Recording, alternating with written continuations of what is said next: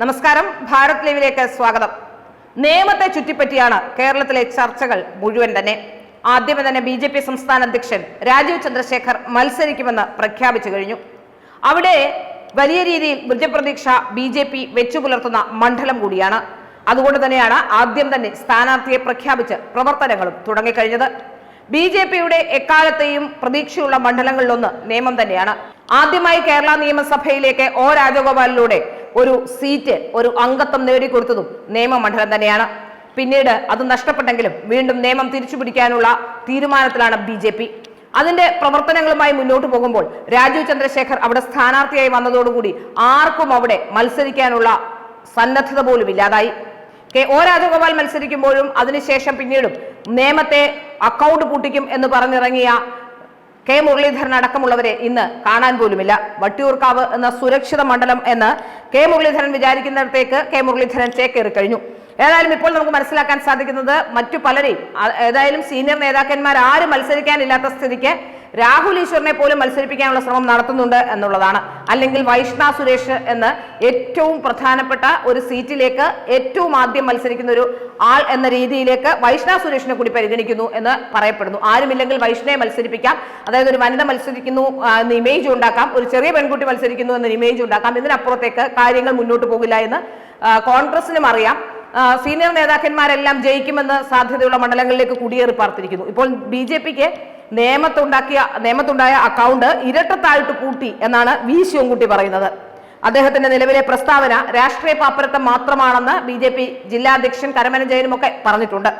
SDPI പോലുള്ള രാജ്യവിരുദ്ധ ശക്തികളുടെ അവരുടെ വോട്ട് തേടിയാണ് ശിവൻകുട്ടി അടക്കമുള്ളവർ വിജയിച്ചതെന്ന് ഗുരുതരമായ ആരോപണവും വെക്കുന്നു. SDPI അടുത്ത ദിവസം നടത്തിയ ഒരു ഇഫ്താർ സംഗമത്തിൽ ഇവരെല്ലാം പങ്കെടുക്കുകയും ചെയ്തിട്ടുണ്ട്. എല്ലാ തെരഞ്ഞെടുപ്പ് വരുമ്പോഴും ഓരോരോ പ്രവചനം നടത്തി സ്വയം അപഹാസ്യനാവുകയാണ് ശിവൻകുട്ടി നേരത്തെ കഴിഞ്ഞ തവണ ചില സീറ്റുകളുമായി ബന്ധപ്പെട്ട് ഇത്ര സീറ്റ് കിട്ടിയെങ്കിൽ മാത്രം BJPക്ക് കിട്ടിയാൽ രാജേഷിന് മോതിരം കൊടുക്കും എന്ന് പറഞ്ഞിരുന്നു. ഏതായാലും രാജേഷിന് ഒരുപോലെ മോതിരം കൊടുക്കും എന്നൊക്കെ പ്രഖ്യാപിച്ചെങ്കിലും തെരഞ്ഞെടുപ്പ് കഴിഞ്ഞതോടെ പന്തയത്തിൽ തോറ്റെങ്കിലും അത് കൊടുത്തില്ല കേട്ടോ. അങ്ങനെ ഒരു മാതൃക അദ്ദേഹത്തിനില്ല.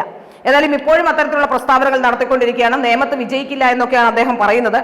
നേമത്ത് കഴിഞ്ഞ തവണ ശിവൻകുട്ടി വിജയിച്ചപ്പോൾ ശിവൻകുട്ടിയുടെ വിജയത്തിന് അവകാശവാദം ഉന്നയിച്ച CPM ആയിരുന്നില്ല, SDPI ആയിരുന്നു എന്നാണ് കരമന ജയൻ അടക്കമുള്ളവർ പറയുന്നത്. ഏതായാലും തിരഞ്ഞെടുപ്പ് വിജ്ഞാപനം വന്ന സ്ഥിതിക്ക് നേമത്തെ ജനങ്ങൾ നോക്കിക്കൊള്ളും എന്നും അദ്ദേഹം പറയുന്നു. അവർക്ക് വേണ്ടി ഒന്നും ചെയ്യാത്തവരാണ്. ആറ്റുകാൽ പൊങ്കാല സമയത്ത് അവിടുത്തെ ജനങ്ങൾക്ക് ഏറ്റവും ആവശ്യമായ വെള്ളം പോലും കൊടുക്കാതെ അവിടെ പൈപ്പ് പൊട്ടുകയും പ്രശ്നങ്ങൾ ഉണ്ടാക്കുകയും പ്രതിസന്ധി ഉണ്ടാക്കുകയും ആറ്റുകാൽ പൊങ്കാലയെ ചരിത്രത്തിലില്ലാത്ത വിധം ഏറ്റവും കൂടുതൽ പ്രതിസന്ധിയിലാക്കുകയും അത്രയും വലിയ രീതിയിൽ ആറ്റുകാൽ പൊങ്കാലയെ സംബന്ധിച്ച് ഇകഴ്ത്തി കാണിക്കുന്ന രീതിയിലുള്ള പ്രസ്താവന നടത്തുകയും ചെയ്തതൊക്കെ കേരളത്തിലെ ജനങ്ങൾ കാണുന്നുണ്ട്. പ്രത്യേകിച്ച് തിരുവനന്തപുരത്തെ നേമത്തെ അവിടുത്തെ തദ്ദേശവാസികൾ കാണുന്നുണ്ട് എന്നുള്ളതാണ് ഏറ്റവും പ്രധാനപ്പെട്ട കാര്യം.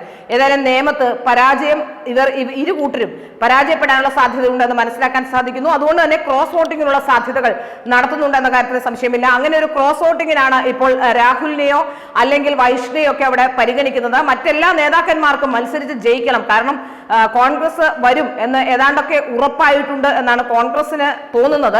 തദ്ദേശ തെരഞ്ഞെടുപ്പിലെ ഫലം കോൺഗ്രസിന് അനുകൂലമായതുകൊണ്ട് തന്നെ ആര് ജയിച്ചാലും അത്തരത്തിൽ മന്ത്രിസ്ഥാനത്തേക്കൊക്കെ പോകാനുള്ള സാധ്യതയുള്ളത് കൊണ്ട് തന്നെ മുതിർന്ന നേതാക്കന്മാർ ആരും തന്നെ മത്സരിക്കാൻ തയ്യാറാകുന്നില്ല എന്നാണ് മനസ്സിലാക്കാൻ സാധിക്കുന്നത്.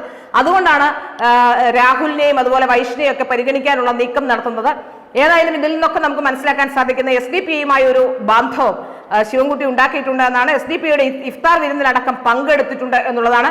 എന്നാൽ പുറത്ത് അവർ പറയുകയും ചെയ്യും SDPയുമായി ഒരു ബന്ധവുമില്ല, അല്ലെങ്കിൽ അവരുടെ വോട്ട് വേണ്ട എന്ന് പറയില്ലെങ്കിലും SDPയുമായി ബന്ധമില്ല, അങ്ങനെയല്ല ഇങ്ങനെയല്ല എന്നൊക്കെ പറയാൻ എല്ലായ്പ്പോഴും ശ്രമിക്കാറുണ്ട്.